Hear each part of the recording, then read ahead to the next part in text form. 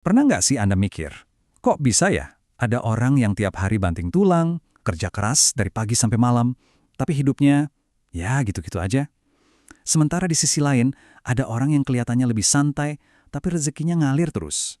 Nah, kita sering mikir, ini pasti karena gajinya kecil, atau emang nasibnya lagi jelek aja. Tapi, kenyataannya nggak gitu. Akar masalahnya tuh jauh lebih dalam. Ada semacam jebakan psikologis yang tersembunyi rapat di dalam pikiran kita sendiri. Selamat datang di pembahasan kita kali ini. Gini, hari ini kita bakal bareng-bareng membongkar tuntas sebuah virus tak kasat mata yang selama ini ngunci rapat potensi luar biasa di dalam diri banyak orang. Virus yang diam-diam menggerogoti peluang sukses ini biasa kita sebut sebagai mental miskin. Oke, biar pembahasannya terarah, ini yang bakal kita bedah hari ini. Pertama, kita diagnosis dulu akar masalahnya. Terus kita kenali 7 pola pikir beracunnya. Ketiga, kita lihat bahayanya kalau ini sampai diwariskan. Dan pastinya, yang terakhir, 5 langkah konkret buat menyembuhkannya. Nah, kita mulai dari mengenali musuh utamanya dulu ya. Kemiskinan itu, percaya atau enggak, seringkali bermula dari pikiran kita. Jauh sebelum dia berubah jadi kenyataan di dompet kita. Mental miskin ini tuh bener-bener kayak virus. Dia bikin kita selalu ngerasa kurang, takut banget nyoba hal baru, anti sama yang namanya belajar, dan parahnya, ngerasa terus-terusan jadi korban keadaan. Hasilnya, ya jelas, kita jadi stuck, jalan di tempat sampai bertahun-tahun. Coba bayangin deh, Anda ngasih kunci mobil sport super mahal ke orang yang sama sekali nggak bisa nyetir. Apa yang terjadi? Pasti nabrak kan? Hancur berantakan. Nah, hal yang persis sama bakal terjadi kalau Anda ngasih uang miliaran ke orang yang mentalnya masih miskin. Ujung-ujungnya pasti bangkrut. Ini beneran logis dan menjelaskan kenapa banyak banget pemenang undian atau atlet dadakan yang hartanya ludes dalam sekejap. Pola pikir konsumtif mereka jauh-jauh lebih besar daripada aset yang mereka pegang. Oke, sekarang kita masuk ke 7 gejalanya. Gejala pertama, mentalitas anti belajar. Anda pasti sering kan dengar orang bilang, males ribet, toh ujungnya rugi juga. Mereka ini nolak wawasan baru gara-gara punya ilusi kalau mereka tuh udah tahu segalanya.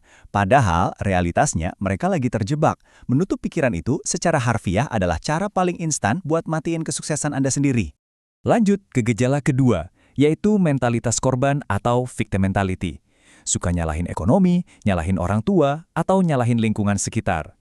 Gini ya, pas Anda ngomong kalimat kayak gitu, mungkin rasanya lega sesaat. Tapi di detik yang sama, Anda itu sebenarnya lagi nyerahin setir kendali hidup Anda ke orang lain. Selama Anda nggak berani ambil tanggung jawab penuh atas hidup Anda nggak bakal pernah punya kekuatan buat ngubah keadaan. 0 besar. Gejala ketiga nih, obsesi pengen cepat kaya alias jalan pintas. Wah, ini bahaya banget. Logikanya gini deh, bayangin Anda mau bangun gedung pencakar langit yang megah, tapi Anda nolak buat gali pondasinya karena ya malas aja nunggu prosesnya. Pengennya langsung loncat ke lantai paling atas. Nah, keinginan instan tanpa usaha ini yang bikin banyak banget orang gampang masuk perangkap penipuan atau investasi bodong. Ujung-ujungnya malah hancur sendiri. Sekarang gejala keempat. Nah, yang satu ini super menarik, karena ini cara kita mensabotase diri sendiri tanpa sadar. Dari kecil, banyak dari kita dijejali pikiran keliru kalau uang itu jahat, uang itu bikin orang jadi serakah. Efeknya apa? Bahwa sadar kita otomatis nolak kalau ada rezeki besar mau datang. Padahal faktanya, uang itu 100% netral. Uang itu cuma alat. Dia tuh ibarat kaca pembesar yang cuma memperjelas karakter asli seseorang. Udah itu aja. Gejala kelima, siap-siap, ini alasan paling klasik sejagat raya. Saya nggak punya modal. Gini, mari kita ubah cara pandang kita sekarang juga. Di zaman sekarang, modal tuh nggak melulu soal uang tunai teman-teman. Waktu luang Anda, energi, kreativitas, koneksi, dan yang paling penting, kemauan keras buat terus belajar, itu sebenarnya adalah modal yang paling mahal dan nggak ternilai harganya. Pintu peluang tuh bakal selalu terbuka lebar buat mereka yang punya kemauan. Gejala keenam, yaitu rasa rendah diri yang akut. Seringnya sih, ini menyamar rapi banget jadi sikap rendah hati. Ngerasa nggak layak sukses lah karena keluarganya biasa-biasa aja, atau karena masa lalunya suram. Tapi dengerin baik-baik, kalau Anda terus-terusan nunggu sampai Anda jadi sosok yang hebat dan spesial dulu baru mau melangkah, Anda bakal selamanya stuck di titik Anda berdiri sekarang. Identitas hebat Anda itu justru baru bakal kebentuk di tengah proses perjalanannya, bukan sebelumnya. Dan gejala terakhir yang ketujuh, sembunyi di zona nyaman. Kalimat asal aman dan cukup ya udahlah, itu sekilas emang kedengaran bijak banget. Tapi hati-hati, ini sering banget cuma jadi tameng buat nutupin rasa takut gagal, nyembunyiin rasa cemas dan nggak punya ambisi di balik kata cukup itu, jujur aja, itu membohongin diri sendiri. Kalau kenyamanan Anda sekarang sebenarnya penuh sama kekhawatiran finansial yang dipendam, Anda itu sebenarnya cuma lagi bertahan hidup, bukan benar-benar menikmati hidup.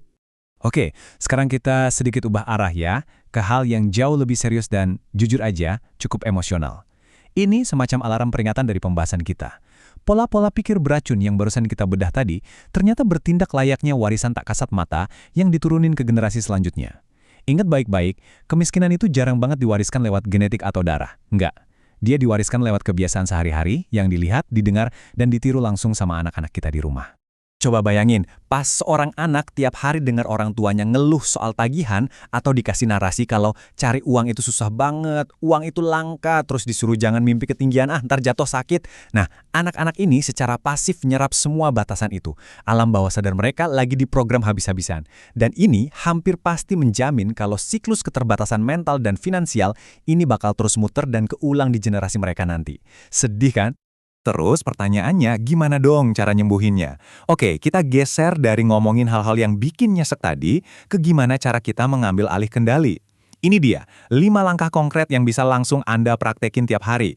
Mulai dari ngeaudit atau ngawasin pikiran negatif Anda, ganti tontonan dan bacaan ke konten yang lebih berbobot, jauhin lingkungan pertemanan yang toksik, mulai lakuin aksi-aksi kecil tiap hari, dan yang paling krusial, investasikan waktu dan tenaga buat ngembangin diri Anda sendiri. Nah, rahasia utamanya ada di angka 10 ini. Gini, ngambil tindakan itu nggak harus langsung besar dan bikin takut kok. Anda cukup luangin waktu 10 menit aja tiap hari buat ngelakuin aksi-aksi kecil tadi. Baca buku bisnis 10 menit aja. Atau riset cari peluang baru 10 menit aja. Kelihatannya sepele kan? Tapi langkah kecil inilah yang diam-diam bakal ngebangun otot konsistensi yang luar biasa kuat. Dan buat saya, itulah kunci paling ampuh buat bener-bener lepas dari zona nyaman yang selama ini ngikat Anda. Sebagai penutup pembahasan kita kali ini, saya mau ninggalin Anda dengan satu pertanyaan yang mungkin agak provokatif. Gini, pola pikir Anda hari ini secara harfiah sedang mencetak masa depan. Coba tanyain ke diri Anda sendiri, warisan psikologis macam apa sih yang sebenarnya lagi Anda bangun hari ini buat generasi Anda kelak? Apakah itu mental yang merdeka dan kaya, atau justru mental yang penuh ketakutan dan kemiskinan? Pilihan dan kendalinya ada di tangan Anda sepenuhnya.